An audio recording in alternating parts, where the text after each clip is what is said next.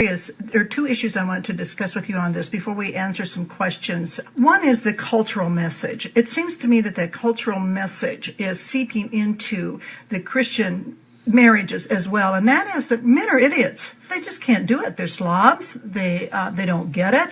If women don't take over or tell them what to do, they're just never going to be able to pull this thing together. That's really seeped into our thinking, hasn't it?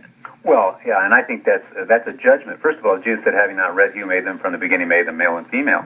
And we have to be very guarded if we begin to make judgments about men. And, if you want to evaluate somebody on the basis of the domestic front and cleaning the kitchen, there are certain issues of cleanliness and so on and so forth that, those are worthy of addressing. But if we begin to judge this person for who he is, for instance, men will stonewall one another if they get into a fight with one another. Why? If they're best of friends, they will distance themselves in order to calm themselves down. It is the honorable thing. Men are warriors, and their blood pressure actually begins to race. It looks sometimes like a woman's blood pressure is out of control. She's really not. Inwardly, she's relatively calm because she's more comfortable with the ocean of emotion. Men, on the other hand, can look like they're very cool, calm, and collected, but their blood pressure is actually going through the roof. That's why men can impulsively die for their wives. If a burglar comes in, he kicks into warrior mode immediately. He kicks into fight mode that women are not wired, in my estimation. God has not designed it that way. So what happens when he gets in this heated exchange with his wife and she's scolding him with her finger, there's a dark, sour look,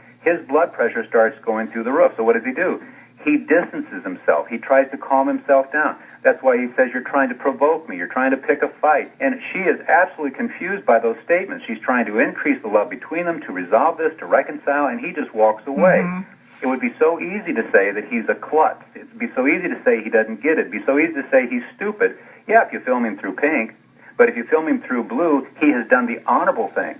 He has done the honorable thing. She's seeking to do the loving thing. He's seeking to do the respectful thing. And what's interesting, she comes at him to do the loving thing and is interpreted as disrespectful. He seeks to do the respectful thing by calming down and distancing himself, and all the women out there label him as unloving.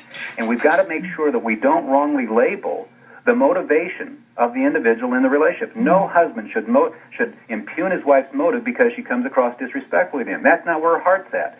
So, too, we must not condemn men if we are not in tune with what their motive is. Right. And that's the campaign that we're on. Trust the heart of your spouse. To get off of that crazy cycle, I think one of the most challenging things that you present, Emerson, in your book, Love and Respect. By the way, Love and Respect is the book that Dr. Emerson Eggerichs, who is my guest today, that is his book. And I think one of the most challenging things in that book is the respect test, I believe you call it. Right.